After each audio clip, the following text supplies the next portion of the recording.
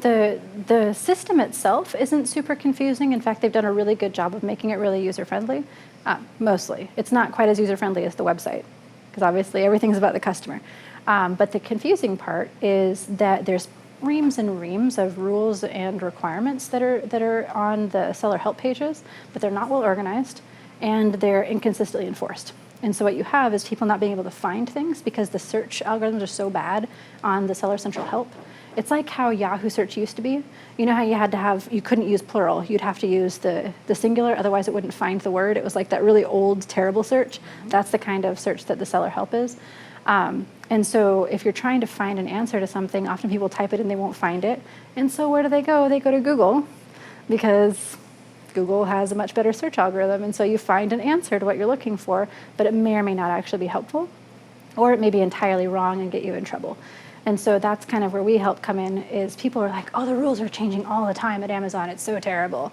And I'm like, I don't remember the last time the prohibited seller policies changed, actually.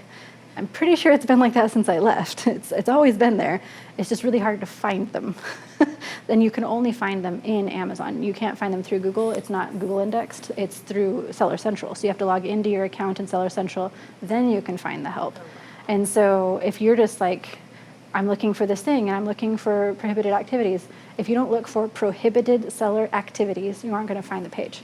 Like, it's that frustrating if you're a seller trying to find things that are going wrong. Whereas if they're trying to get you up to sell, they're like, here's a wizard on how to get this going. Here's a wizard on how to get this going. And so people get everything set up and they're all excited and it's super easy and they're like, yes, I'm selling, it's great. And then they say, oh, but I just got a performance notification. What did I do wrong? I didn't even know that was a problem. What's going on? And they just don't understand that there's the back end too, because Amazon wants to make sure that everything is running smoothly, that customers are happy, that product is showing up on time, and the way that they enforce that can be really, really unclear to people. Not to mention, some things are just weird. So, like Amazon, everything is built from the ground up. And so things that you expect to work a certain way because it works that way on Google ads or it works that way on Facebook ads, Amazon built it on their own, however they wanted to. And so sometimes the interface is like, what?